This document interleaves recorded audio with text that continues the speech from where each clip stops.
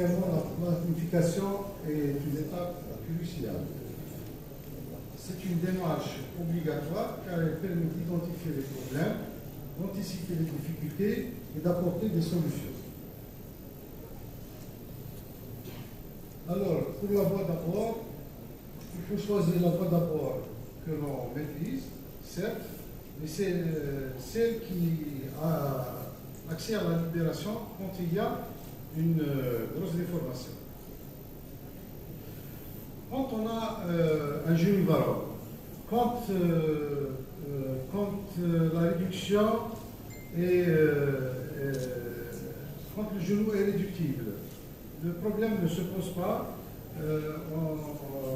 L'obtention d'un espace symétrique est facile. Le problème se pose quand les coupes sont asymétriques, donc il faut les corriger par une libération interne. Mais dans les grosses déformations, essentiellement celles qui sont supérieures à 10 degrés, et la prothèse contrainte est la règle.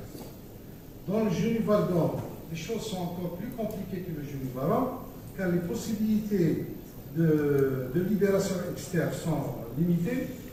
Donc, quand la libération est possible et quand le release est possible et qu'on arrive à obtenir un espace symétrique, donc c'est bon. Sinon, si en même temps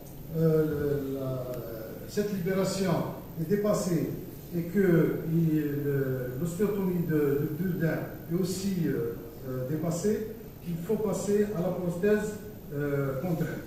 Donc, pour vous dire que quand vous avez une grosse déformation, il faut toujours avoir une prothèse contrainte à côté, car des fois, il est difficile d'obtenir un équilibre ligamentaire. Donc, dans les types 3 et 4, quand le patient est âgé, évidemment, la prothèse totale du genou est indiquée.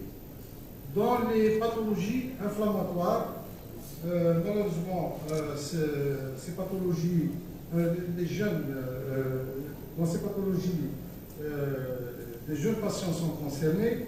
Là aussi, la seule possibilité, c'est la prothèse totale du genou. Le problème se pose pour les stades 3 chez les patients jeunes. Donc, cela se discute et plusieurs paramètres doivent être pris en charge. Les causes d'échec, donc, ils sont nombreuses. Donc, l'usure, le décèlement mécanique, les laxités, l'infection. Et l'infection, c'est surtout les infections larvées qui passent parfois inaperçues, les raideurs pour différentes causes, les malpositions, l'instabilité rotulienne qui est souvent une cause de reprise, les fractures périprothétiques, c'est une urgence, et parfois des douleurs inexpliquées peuvent aussi motiver la reprise. Donc je tiens à vous remercier et à remercier tous mes collègues et les aînés qui ont participé à cette séance.